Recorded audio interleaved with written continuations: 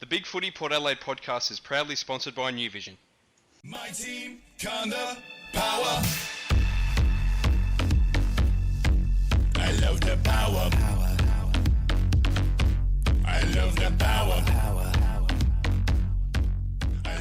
Hi and welcome to the Big Footy Port Adelaide podcast. This is a weekly show dedicated to all things Port Adelaide Footy Club.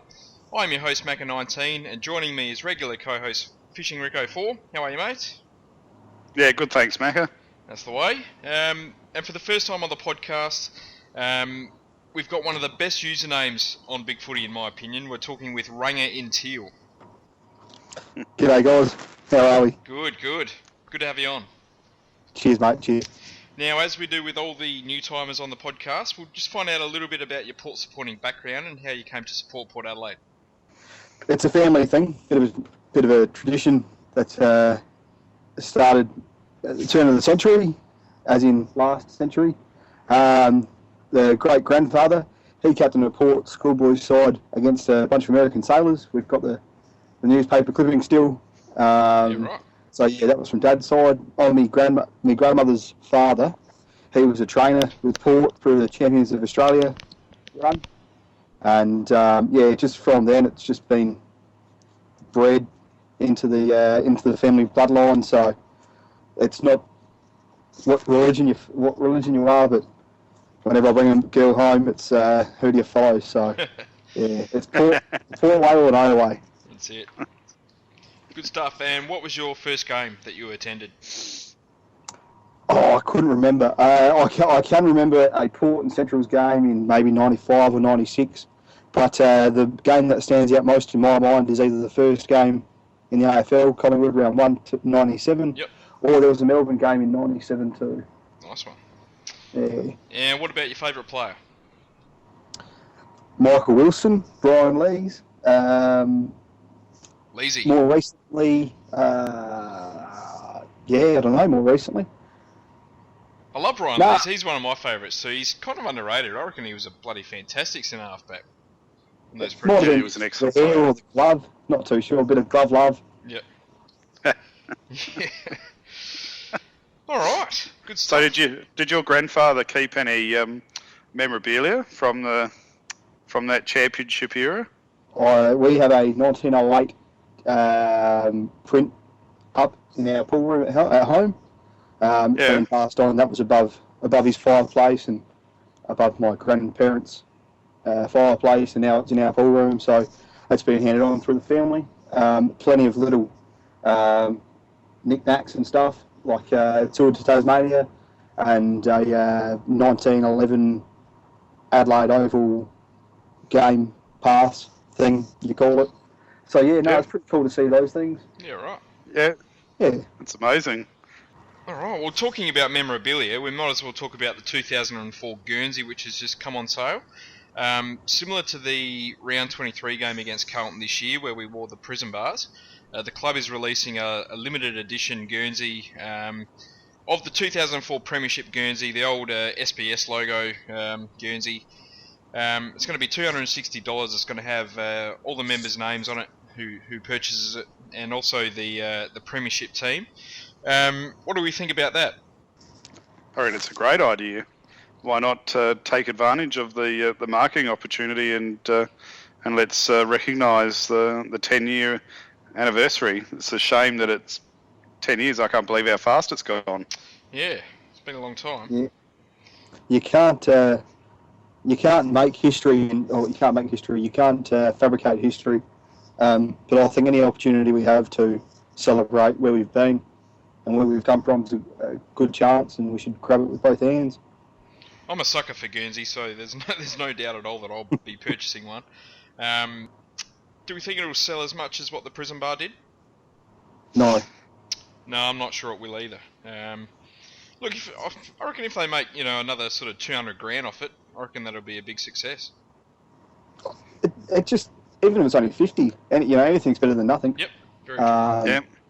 But yeah, I'd like to hear Travis Boak come out or Brad Ebert come out and talk about the good players that did wear it. Show a bit of respect for those lads. Good way to build the bridge for the blokes like Chad Collins and Dean Brogan that obviously left. off of the olive branch and through way of the media. And there's going to be Brisbane's playing us at home, aren't they? They are, yep. So there'd be some sort of festivities on for that game, I would imagine. No doubt, no doubt. Yeah, they'll be excited. It'll be a good game to be at Adelaide Oval. Yeah. I wonder if we'll have Lee Matthews doing his yearly whinge about how the AFL cost them the premiership that year. Without a doubt. As long as we remind them how they aided them winning the 3 with their salary cap concessions. Exactly. No, I think it's a good thing. And it's going to be a profit spinner for the club, so you'd think we'd sell at least 1,000, wouldn't you? Yeah. And any excuse to watch that 2004 grand final over and over again, probably not a bad idea. The next topic is the director of coaching. We haven't really heard much about it for a couple of weeks now. Apparently the club didn't get a great response to the advertising. Not saying that the applicants were poor, just that there wasn't a lot of them. I'm not sure that we really wanted 200 applicants. It's all about the quality. So I guess the question needs to be asked is, do we need one? Or can we go this season coming without adding another name to the coaching staff? I would have really liked to see, I know we're not going to, but Hinkley, Richo and Walsh, that would have been without a doubt probably, but the best coaching box in Australia. It would have been fantastic, but obviously Richo's gone.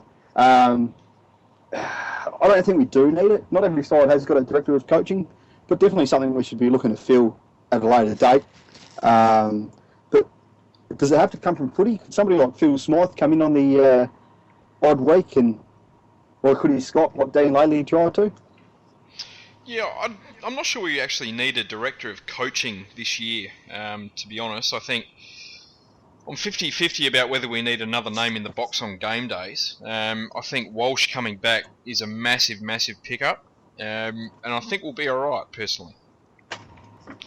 Look, I think another brain in the box probably wouldn't hurt.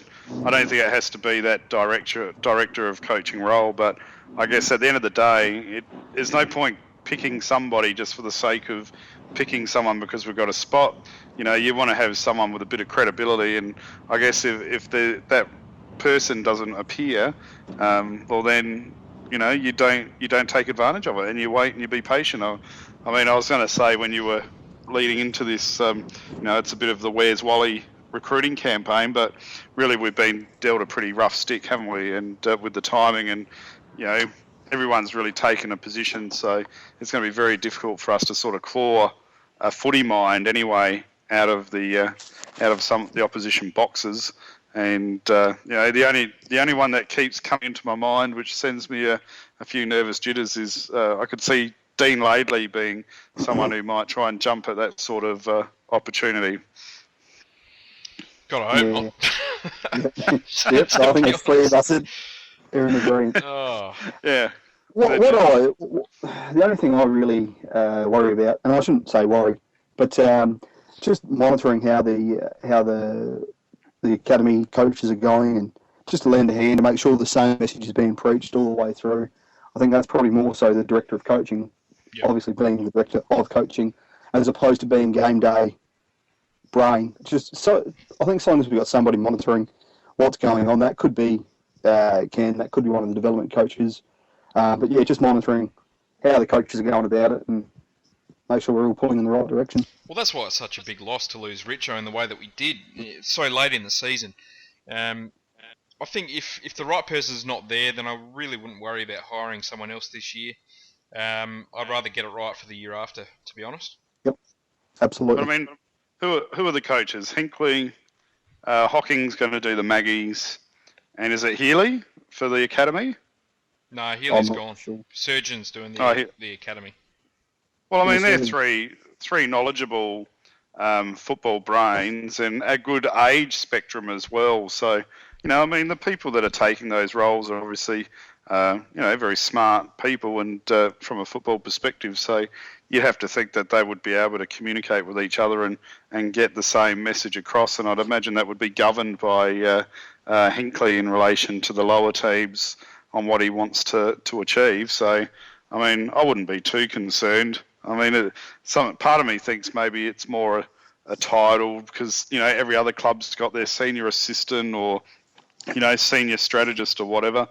I think, as it was mentioned in the paper the other week, it's probably more so the importance of maybe Ken Heakley being too stressed during the week, during the training, and having to do too much, where Richardson was able to take some of that workload. So maybe just another assistant coach might be enough just to help during the week. And I guess we've got Tyson Edwards that came into the box too, and I really rate him as a football brain. He was a great player. Yep, definitely. All right, well, we'll go on to the main topic of discussion this week, which is pre-season training. Obviously, the club's just come back from Dubai, where they did their heat training under Darren Burgess. What do we think the pros of doing the heat training, and especially going to Dubai, are this season? I think the workload's up instantly. Yep. The Crows had a bit of a dig that they were training in 34-degree weather, but it's been raining and pretty cool recently, so it's been a good move getting a constant temperature and constant heat and constant humidity, as opposed to up and down all over the shop over here. Yep. It's just bang, this is our start, and we build from here. Hey, but wasn't it 34 degrees in Adelaide on Monday? Why'd we have to go to Dubai? Isn't that right? That's right. I'd take 34 and 19 and 18 and freezing cold today over Dubai any day. Yeah, right. But I mean, it's interesting that you spoke about workload because, if we quickly speak about our cross-town neighbours where it came out in the media, they're up to 40 Ks a week. I mean, I'm no fitness expert, but, is it just heavy running, and that's all they need? Or, it looked like our players really had a very diverse training session while they were over there in Dubai. A lot of short sprints incorporated with more detailed running and then different exercises. And it's quite interesting when we talk about workload. I scoffed a bit when they said that they've been running 40 kilometres a week, because we did 100 metre sprints and apparently a few more. Oh no, hold on, that's 10 Ks just there in our sprint wear. That wasn't including the running with the balls and all that sort of stuff. 40 Ks doesn't really seem like a real lot for an AFL footballer pre-December. So I'd say we'd be doing excessive 40 Ks over in Dubai, but typical Port, we won't get the media coverage of it. It'd be interesting to know how many hours the boys are actually doing in the pre-season in a week, between their weight sessions and their running and skill sessions. I wonder if they're getting up to like 20, 30 hours a week. Oh, without a doubt. Absolutely. I mean, they're training every day, sometimes 2 or 3 times a day, so they'd be at the club for a good sort of 6 or 7 hours a day, every day of the week, I would think. Well, what did you think about the Dubai trip, Macca? It seemed to create a bit of controversy in relation to the budget spend, and was it worth going over there and everything else? I think it's worth going over there. I think it's worth doing these sort of pre-season trips just to sort of bond the players together. I think that's a very important aspect of it as well. Especially sort of, you read back on the times where we went to New Zealand under Choco and Primus, and how important that was for the premiership season. I think that's an underrated aspect of a pre-season training trip. We didn't go on the end of season trip this year either, obviously. So it's just a good opportunity for the lads to get out of Adelaide, because, just to refresh the mind and spirit and body and all that. Yeah, I agree. I mean, I don't think it's something you have to do maybe every year, but I think getting away every now and again, just for a short period of time, it sort of brings the team together. And I thought it was a great mindset by the playing group as a whole not to have an end-of-season trip this year, obviously out of respect for what happened with John McCarthy. But I think it also shows the boys have got strong resolve that where they want to go and try and be really disciplined. And, yeah, it's quite exciting for, we've got a lot of hope coming into 2014, I think. It's a bit of an experience for the young kids coming in too, the recruits, even Ollie Wines, leaving his passport around. Got to learn the hard way. But the kids have come in, they've done a week training over here, obviously with Kane leading the pack. Then after just to keep them up, get overseas. And Well, supposedly Kane's been quite an inspiration. Luke, he dominated didn't dominate, but he had a great race from Pittard's Diary with Mitchell near the end of the training there, and again came up trumps and still dominating the 3K trial. What can't this super athlete do? I reckon he's Arnie just sent back in time, or he just goes and goes. He's getting better as he gets older too. And I've been a bit of a Kane knocker in the past, but it's good to see just the competitive side back to training. It's not just a matter of running around the oval. It's, to read that competitive spirit, winning and losing, it's now getting inbred to our footballers, whether it be running or kicking, hitting a crossbar. I think that may have gone by the wayside over the last few years. But just to see the competitive side prominent is really, really positive for us so far. It's good to see them enjoying themselves as well, I think. It's what did you think of the crossbar shootout? Did anyone see the video footage? Angus Monfries, how you can miss everything from there, that is a disgrace. I'm sorry, Angus, but that is a disgrace. It's just showing was no fluke. Didn't Jakey Need miss everything as well? Oh, not by 15 metres, like Monfries did. Oh, what about Tom Logan not even drop punting, deciding to do a check side? It's just the arrogance. Fantastic. And hitting the crossbar, that is brilliant. Yep. And I'd say one of our lesser skilled footballers, but, never judge a book by the cover. All right, well, who needs to improve their fitness this year? I've got a list of about 4 names, or 3 or 4 names, that I would love to see improve their fitness just to get to a bit of more of an elite level. What about you guys? Who are you really hoping to see improve their fitness this year? Myself, Hamish. Myself. You want to get fitter, do you? Oh, without a doubt, but that's all right. Better easier said than done. But no. Pipes. Hamish Hartlett, when we drafted him, and his best footy is as good as anyone we've got on the list. He's just got to get more consistent. I think adding pace to the side will also help him. Also with Chad's progression and Chad and Blokey's reputation now as all Australians, we might see the tag go from Hamish to Travis to Wingard, to the other lads, and hopefully just freeing Hamish up. More 24 touch and 3-goal games like he did against Carlton and early on in last year. That's going to lead us to glory. Kane Mitchell, he started really well last year. I wouldn't say his fitness is an issue, but he still needs to improve. I think that was really good, keeping him as a rookie this year. He was good. He was, a good inclusion and all that, but the work ain't done. He's not there yet. So yeah, both him and Hamish, I'd like to see how they improve. Do you think in the pre-season we can get a bit more top-end speed out of Hamish? When I watched him live this year and last year, it seemed like he didn't want to break into a top sprint almost out of fear of maybe tearing his hammy. Do you think we can get the fitness and the confidence in him to pick up a little bit of top-end speed? I think it's just confidence more than anything. He's never seen anything written about him being slow or anything like that. I think it's just the confidence in those legs and his back, just holding up. So he didn't miss a game last year, I don't think, and we've just got to build on that. He's still 21, 22. He's still a baby. His best footy is still 2 years away, but it'd be good to see him start building.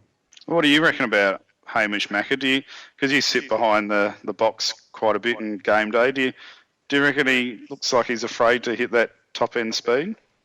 I'm not sure. I just don't think he's got a huge amount of pace. I think he's a consistent runner, but he doesn't have that real breakaway speed, like someone like a Broadbent does, for example. Mm. I think he definitely works hard enough. I think he could probably improve his endurance a little bit more. Just to maybe improve his consistency in between games. Obviously, there's games where he has these massive games, 28, 30 touches, and then the next week he'll get 10. So I think if he can improve that, he really turn into the player that we really want him to be. And he'll be 24 next year, Ranga. Oh, okay. 24. He's still a kid, so but his prime's coming. You know, I'd say from 24 to 28 is when you play your best footy. I think the important thing is that he'll have more confidence in his body this year, because even though he did a rib, I think you're right. He didn't miss a game with injury this year, and I think that was an important mental step for him, to be honest. Absolutely. Yep.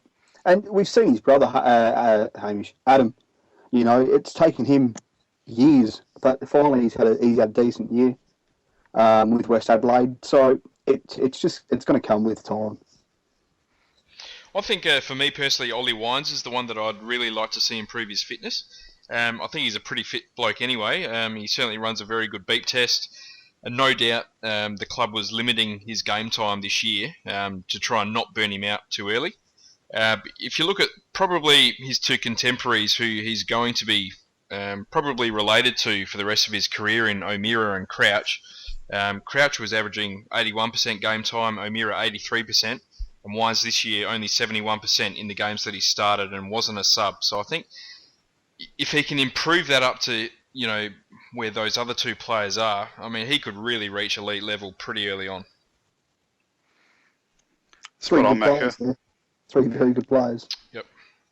And I'm glad you brought on the time on ground statistics, because to me it seemed pretty obvious too. They sort of kept him intentionally off the ground quite a bit last season when they probably could have played him a little bit more. So yeah, you'd definitely really be hoping he gets his time on ground up a little bit this year. Yep. Absolutely. Andrew Moore's probably the next one that I'd love to see improve his fitness. I think he's got elite capabilities in him.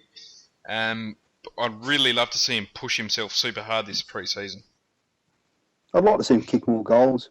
I think more goals will come more confidence, and you know, obviously again fitness. He's going to have to push forward while he's working inside. But his inside game was good last year. Just let's work on hitting the scoreboard a bit more often. Yeah.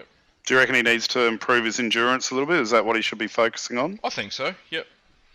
I think he's, especially at AFL level last year, he was more of that sort of bench tagger where he's on the bench, then he comes on, he tags for a bit, he might play, you know, another role, then he goes off the ground again.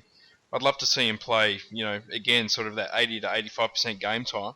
I reckon if he can get that endurance into him and really push forward and you know, learn to do some more gut running, he can get into some more goal scoring positions. Would you guys like to see him hit the weights and bulk up a little bit more? You reckon his weight's about right now? I reckon his body's about right. I reckon he's a very good size. I think it's more about getting his endurance and gut running right. He's got to continue to add size. Everyone does, you know, as you get older. Your body changes shape, and you're always adding size, strength, and kilos. So I think it doesn't have to hit the gym, hit the weights so much. Just it'll come with time. But yeah, like you said, he's a good size now. He's a good size to progress the way we want him to, and play the role we want him to.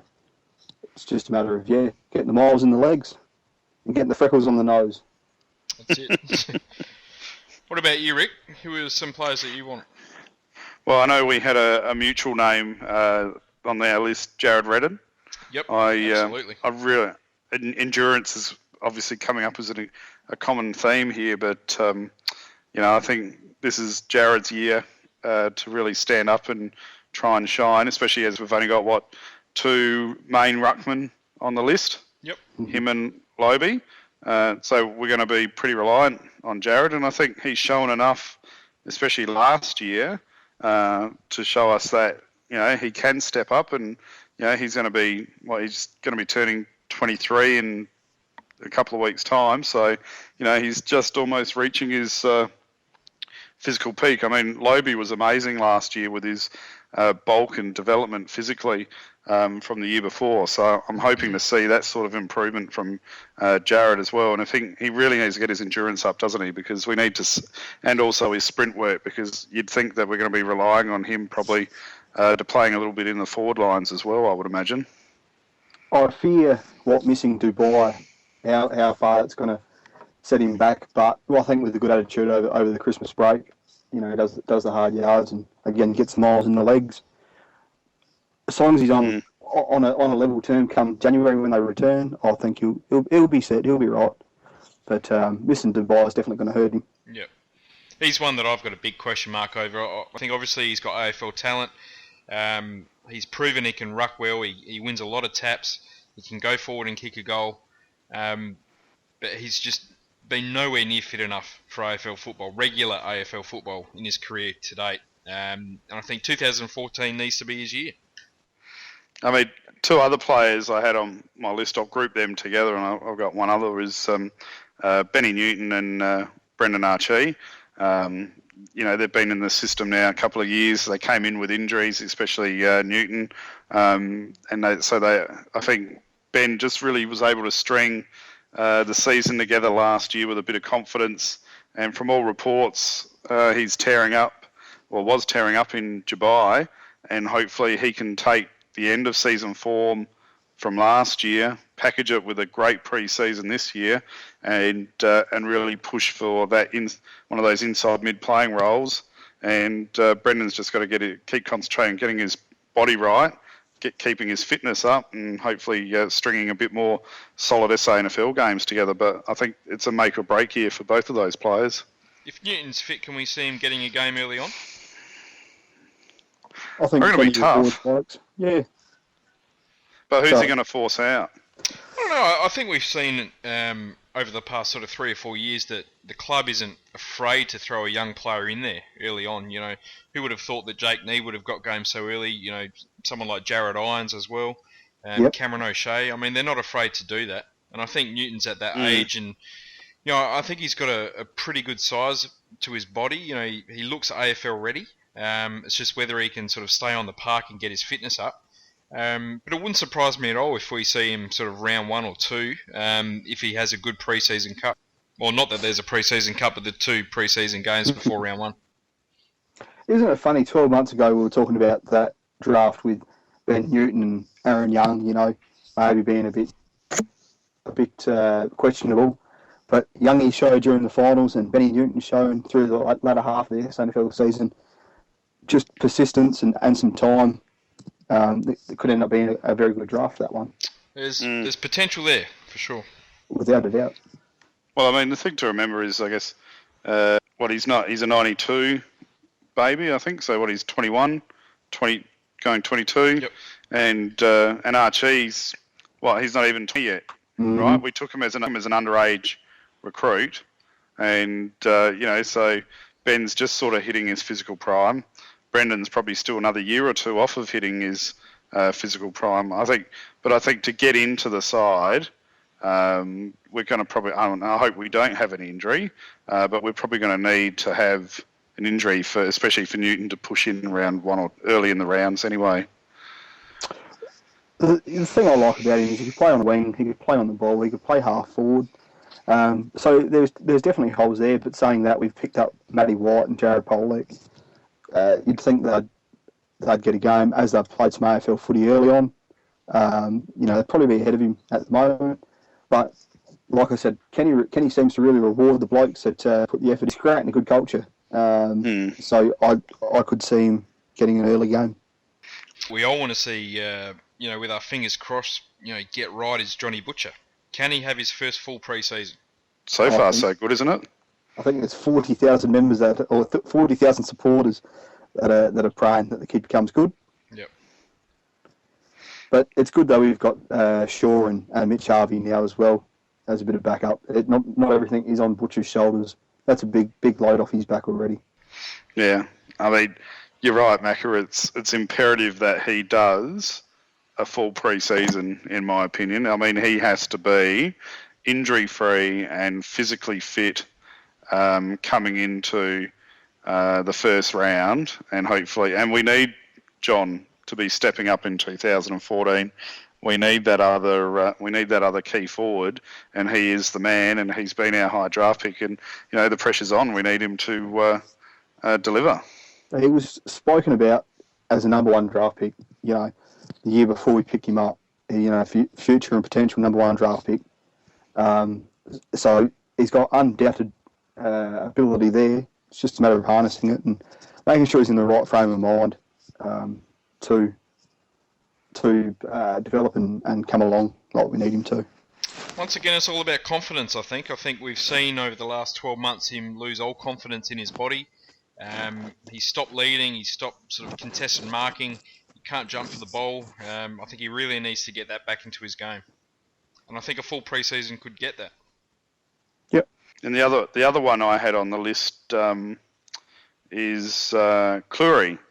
I'm really impressed with him, and I thought his SANFL form wasn't too bad, but his fitness levels seem to be pretty high with our running and the 3K time trials, and I'm really hoping that he can add on some bulk over this pre-season, keep his fitness up, and I'll be hoping that he might be able to push and be a threat for the early rounds as well. I like him as a swing man. That 192, 193, I think he was. Can play sort of both ends of the field. Probably see him as a defender to start with, but as somebody that can swing forward, I like the look of him. I like his makeup, like his get up. He's got some. I like the cut of his jib. I love his size. He has put on a lot of bulk this pre-season, or in the off-season. He looks ready to go. And I think he'll be the new age sort of Paul Stewart, someone that can play both ends of the ground, do it well. I'm not sure he'll ever be a sort of a stay-at-home key defender. But look, I think we need someone that can sort of do both ends of the ground, someone like a Jake Carlisle, and I think Tom Cleary can do that. Well, we spoke about it before. Someone mentioned it on the forum about Tom maybe having a run up forward as that another tall player that we need, and with his endurance. And I think I'd like to actually see that as an opportunity. But again, I don't know. I mean, from my perspective, our finals team was almost our best 22, and I know you want to sort of shuffle players out and move new players in to keep improving. But you'd think those boys that finished off the season would be getting first crack as long as their pre-season fitness holds up. But if we can get some more bulk into Tom, I think it's a good opportunity. Isn't it great though? We can talk about 10 blokes that might get an opportunity early on, etc., and all be genuinely ready to play. And it's just good to have depth again. It's good to have some options. We haven't had options for a long time. Yep. Hope gives us hope as supporters. That's it. And I've been. Keep going, Luke. No. I was going to go off on a tangent, so knock yourself out. No, you're right. I was just going to pass comment. I listened to the audio of Hinkley over in Dubai as well, and keeps winning my respect, and I think he keeps winning the respect of all the supporters. I mean, I think we're very lucky to end up with getting Ken as a coach, and he's showing to be quite a clever football brain. Absolutely. Yeah, no doubt about that. The only other player I want to mention is probably Cameron Hitchcock. Can he ever get his body right? Can we get his hamstrings right? If we do get him right, does he have AFL potential? I think he's got AFL potential, definitely. He probably wouldn't be on the list if he didn't. Yep. He's got the skills, but I just, if his body's not going to be holding up now, I just can't see when his body's going to be holding up. Yep. To be honest, it's just, I'm just trying to look up his he's age now. Probably a little bit lucky to still be on the list, but there's no doubt that if he gets his body right, I think he can play a lot of AFL. I think he's a player type that we need in the side. He adds a lot of pace. He's got pretty good goal sense. I'd love to see him. He can deliver at pace, and not a lot of blokes playing AFL footy can do that. He doesn't need to take those 2 or 3 steadying kicks. He's got the balance, he's got poise, and he can deliver at pace. He's got a lot going for him, but it's just that body and getting it right. His SANFL form is excellent. Whenever he plays SANFL, he always dominates. It's just a matter of every time he plays AFL, he pings his hamstring in the first 10 minutes. Mm-hmm. Or is it rolls his ankle? And surprise a few. I'm hoping he surprises a few. Isn't he number 45?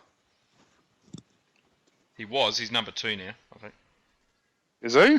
Yeah. Yep. Oh, that's why I couldn't find him. He's been number 2 for a couple of years. Yeah.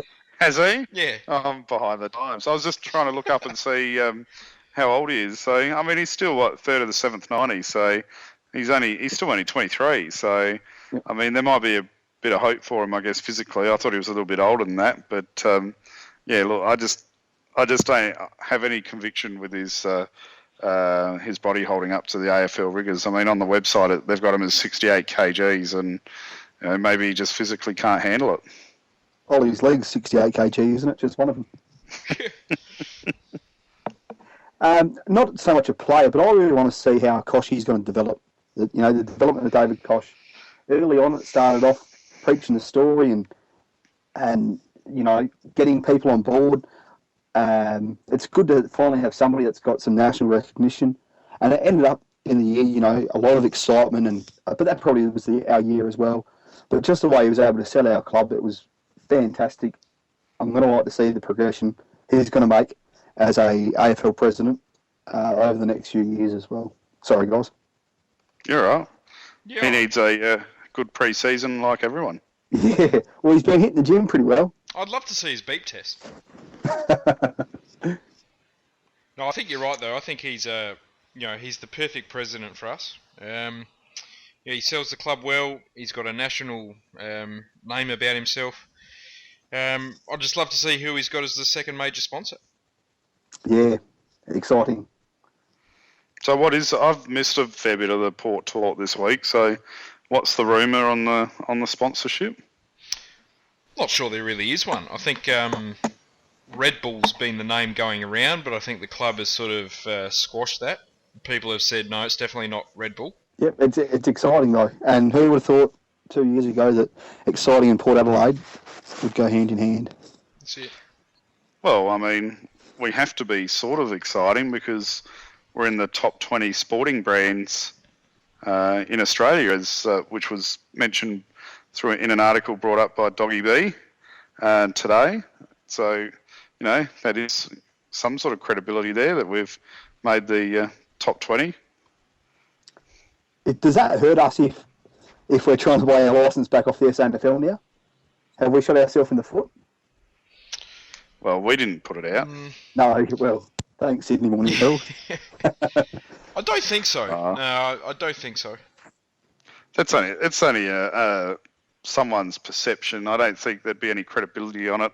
I think the SANFL have got an unrealistic expectation on what they think the licence value is anyway, and that's why it's taking so long. I remember I went to an local AFL club function around July, August last year, and the comment was that the licences would be wrapped up in a couple of months.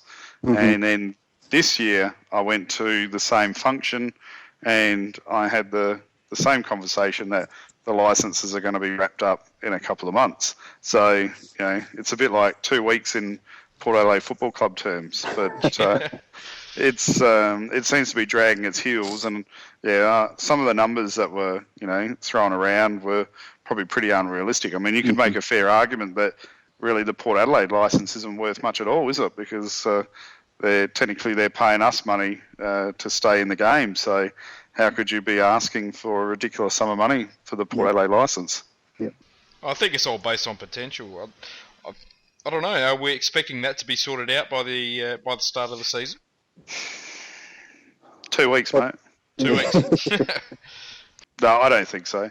I think if the SANFL's smart, they're going to be waiting to get good returns on Adelaide Oval, right? Get the high attendances from Adelaide. That's going to pump up the dollar value of both the clubs, and then they're going to be able to try and extort a bit more money out of the AFL. So are you guys proud of the way in the top 20 brands? Does it mean anything to you guys? No, not really.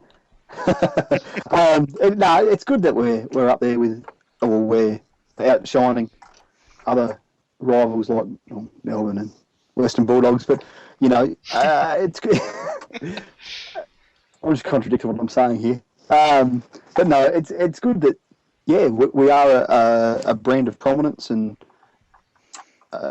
people. Yeah, we got some backing behind us. It's not all doom and gloom like the Adelaide media lead us to believe.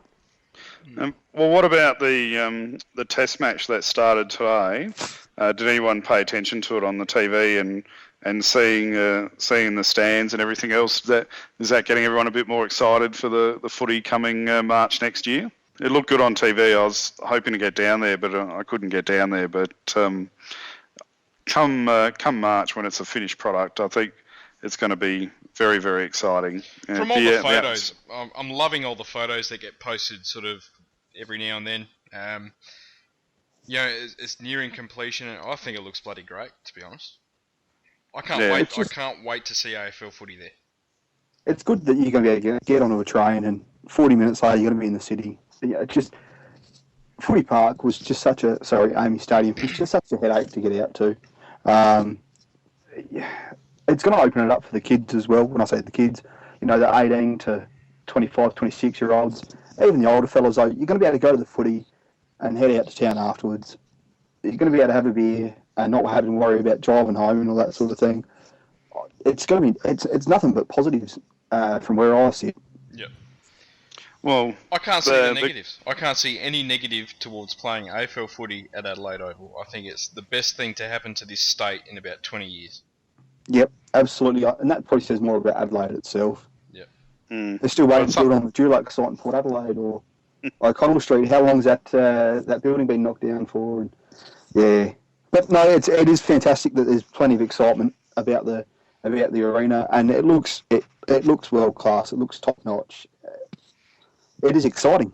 Are we worried at all about the northern end with the lack of grandstand there and the hill? With the winds? Yeah, or just the winds, or the way it's going to be. Yeah, I guess the way it'll play out. I'm not too concerned, to be honest, but. Well, the only concern I have is cricket. It's great. You've got 90% of people there pulling for the same side. It's going to have to be the security is going to have to be up on the hill because you're going to have two mobs of people. It's going to be fantastic. It's going to be like the SANFL days. You have two mobs of people not liking each other, giving plenty of banter to one another. It's going to be fantastic, but yeah, we're just going to have to worry the security is going to be up. That's the only issue I have about the northern area. Yep. I reckon with the southwesterly or a southerly, the ball's going to travel a long way at the northern end. Yeah, come middle of winter, there'll be a nice funnel effect. I mean, I brought it up during the week. I don't understand why we just didn't butt those new stands up against each other into a full horseshoe. Mm-hmm. I mean, I could I could imagine in winter, especially with those southwesterly, southeasterly winds. That's going to making a set shot from 50 out in a pocket. It's going to be bloody tough, I reckon, with the wind channeling through those stands. And I mean, it would have been a bit of extra seating as well. So I'm not sure. Obviously, full pockets. Yes, but I don't. Well, I don't think I'd stand on the hill myself. It's not my thing, and I reckon it might chop up a bit come winter time. But there's plenty of people that said that they're looking forward to being able to watch footy on the hill, and they still get that standing up element of the game. I know REH and Ford will probably be happy about that, Macca. I know they like to stand up at the footy, and but it'll be good. I'm quite excited. Absolutely. Cannot wait. I guess the other thing is too, we're talking about the band. Didn't have a problem kicking a goal from Did he? Against Melbourne? Big True.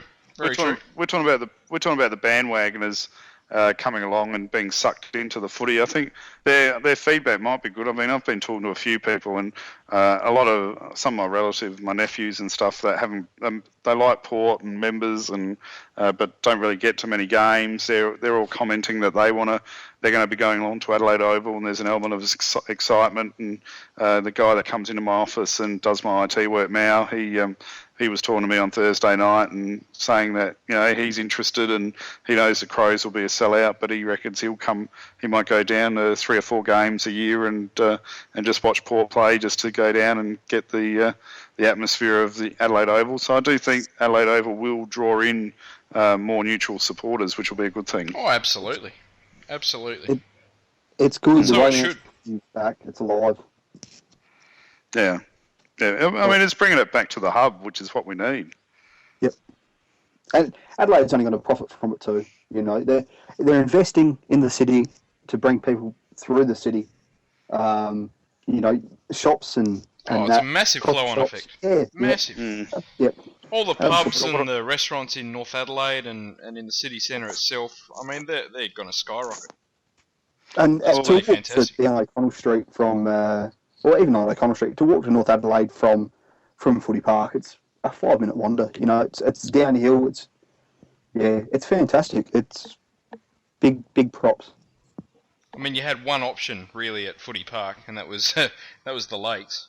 And you know, if you didn't like the lakes, then you were sort of stuck. Really, I mean, there's hundreds of options now. It's fantastic. Yeah, McDonald's. You could always pick up a. True. There was Hungry Jack's as well. Yeah. And it took half an hour to get out of the car park, so I had enough time to enjoy. But I love playing on that plane down at West Lakes. It was fantastic. I had a birthday there once, I think. Yeah. All right, well, we might leave it there for this evening. That's good. Ranga, great to have you on, mate. It's been a pleasure, actually. I've enjoyed it a hell of a lot. Oh, fantastic. Rick, as always, mate, great to have you on. Yeah, cheers, mate. Been a pleasure. Fishing tips? Just get out there and have some fun. I've been too busy bloody working and I'm getting frustrated. I'm counting down the days to Christmas because hopefully I'll be able to spend a couple of weeks out on the water. But one fishing tip is be careful of the avatar that you use on the internet, because I got banned from a fishing website because of my avatar, and I'm a bit dirty. I'm a bit dirty about that one. I mean, it's everywhere, but obviously it's not good enough for certain fishing websites. Bugger. Yes.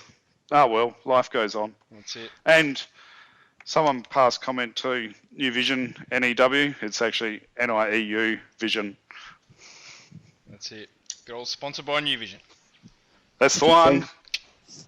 All right, boys, go the power. Be good or be good at it. See you, boys. Ciao. Yeah.